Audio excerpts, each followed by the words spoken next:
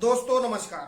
शांति पर्व इस YouTube channel में आप सभी का स्वागत है। आज के इस वीडियो में हम महाराष्ट्र की राजनीति पर बात करेंगे।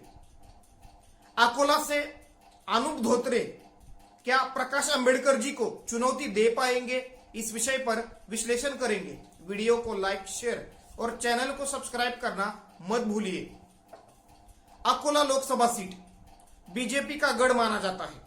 इस लोकसभा सीट से बीजेपी ने वर्तमान के सांसद संजय धोत्रे जी के सुपुत्र अनूप धोत्रे जी को उम्मीदवार के तौर पर उतारा है। अनूप धोत्रे जी को अकोला से बीजेपी ने उम्मीदवारी जरूर दी है, लेकिन उनकी उम्मीदवारी ऐलान के बाद एक तरीके से वंचित बहुजन आघाड़ी की तरफ से बीजेपी को टारगेट किया जा रहा है। यानी बीजेपी पर परिवारवाद का आरोप लगाया जा रहा है। बीजेपी हमेशा अन्य राजनीतिक दलों को या अन्य राजनीतिक दलों पर परिवारवाद का आरोप लगाती है और खासतौर पर कांग्रेस पार्टी पर परिवारवाद का आरोप लगाती है। लेकिन अकोला से बीजेपी ने अनूप धोत्रे जी को एक तरीके से उम्मीदवारी देकर परिवारवाद का एक तरीके से समर्थन किया है, ऐसा लगता है। अकोला लोकसभा सीट हमेशा बीजेपी के लिए आसान रही है। यानी 90 के दशक से अब तक इस लोकसभा सीट पर बीजेपी का हमेशा दबदबा रहा है। 1998 और 1999 के दो लोकसभा चुनावों में यहां से प्रकाश अंबेडकर कांग्रेस के समर्थन पर जीत सके हैं। पिछले 4 चुनावों में यहां से लगातार 4 बार संजय धोत्रे जी बीजेपी के उम्मीदवार के तौर पर चुनकर आ रहे हैं। अकोला लोकसभा सीट पर हमेशा यानी पिछले 4 चुनावों में त्रिकोणीय मुकाबला देखने को मिला है। कांग्रेस, वंचित बहुजन आघाड़ी और बीजेपी।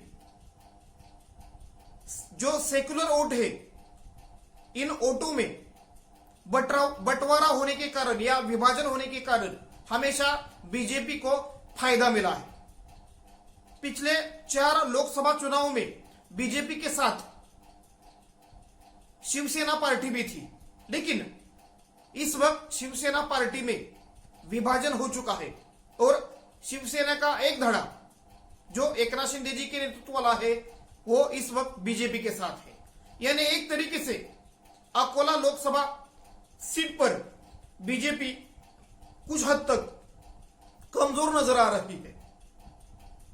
अगर वंचित बहुजन आघाड़ी और महाविकास आघाड़ी में गठबंधन की बातचीत फाइनल होती है, तब महाविकास आघाड़ी में ये सीट वंचित बहुजन आघाड़ी को जा सकती है और यहां से प्रकाश अंबेडकर वंचित बहुजन आघाड़ी के उम्मीदवार हो सकते हैं। प्रकाश अंबेडकर जी ने भी अकोला से ही चुनाव लड़ने का एक तरीके से ऐलान किया है। प्रकाश अंबेडकर जी का राजनीतिक तजुर्बा और अन्य राजनीतिक दलों का अच्छी तरह से प्रकाश अंबेडकर जी को साथ मिला तो अकोला लोकसभा सीट पर वंचित बहुजन आघाड़ी बड़ा उलटफेर कर सकती है। यानी सेक्युलर वोटों में विभाजन होने के कारण हमेशा बीजेपी को फायदा मिला है, लेकिन इस बार वंचित बहुजन आघाड़ी और महाविकास आघाड़ी गठबंधन के बीच या वंचित बहुजन आघाड़ी और कांग्रेस के बीच गठबंधन फिक्स नजर आ रहा है। यानी एक तरीके से गठबंधन होने की उम्मीद ज्यादा नजर आ रही है।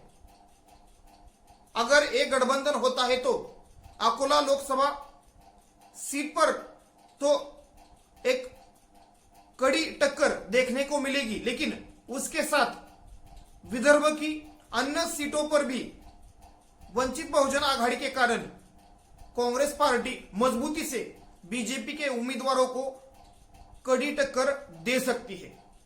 यानी वंचित बहुजन आघाड़ी का महाविकास आघाड़ी के साथ जुड़ना महाविकास आघाड़ी के लिए एक अच्छे संकेत है। इसके कारण महाविकास आघाड़ी का तो वोट शेयर बढ़ेगा ही, लेकिन एक तरीके से निर्णायक तरीके से महाराष्ट्र में बीजेपी की हार भी हो सकती है।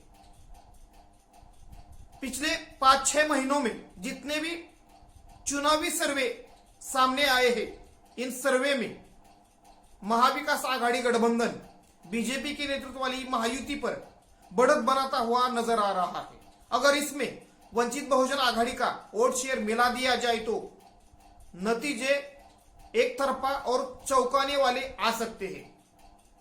यानी एक तरीके से महाराष्ट्र में लोकसभा की हर सीट बचाने के लिए बीजेपी प्रयास कर रही है। हर सीट पर बीजेपी अपना चुनावी दाव या अपना एक तरीके से जो उस सीट का जो राजनीतिक समीकरण है, जो सामाजिक समीकरण है, उसके तहत अपना दाव या अपनी चाल चल रही है। इसी के कारण अकोला लोकसभा सीट को बचाने के लिए बीजेपी ने वर्तमान के सांसद संजय धोत्रे जी के सुपुत्र अनूप धोत्रे जी को उम्मीदवार बनाया है। संजय धोत्रे जी इस वक्त राजनीति में पूरी तरह से सक्रिय नहीं है। स्वास्थ्य की कारणों से वो राजनीति से इस वक्त दूर है।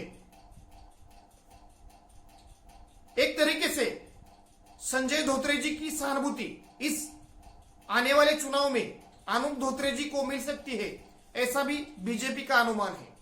बीजेपी का राजनीतिक संगठन आरएसएस का साथ और एकनाथ शिंदे गुट और अजित पवार गुट का साथ इस बलबूते बीजेपी इस चुनाव में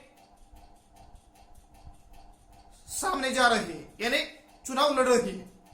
लेकिन आने वाला लोकसभा चुनाव बीजेपी के लिए करो या मरो जैसी स्थिति पैदा करने वाला है। यानी महाराष्ट्र में इस वक्त सत्ता में होकर भी बीजेपी बैकफुट पर नजर आ रही है। परसेप्शन महाविकास आघाड़ी के पक्ष में नजर आ रहा है। 2 दिन पहले सकाल माध्यम समूह का जो चुनावी सर्वे आया है, उसमें भी महाविकास आघाड़ी के लिए अनुकूल परसेप्शन नजर आ रहा है। यानी महाविकास आघाड़ी को जनता की पसंद मिलती हुई नजर आ रही है। इसी के कारण अगर वंचित बहुजन आघाड़ी महाविकास आघाड़ी के साथ जुड़ जाती है तो एक अजय कॉम्बिनेशन महाविकास आघाड़ी का बन सकता है और लोकसभा चुनाव के नतीजे एक तरफा भी आ सकते हैं।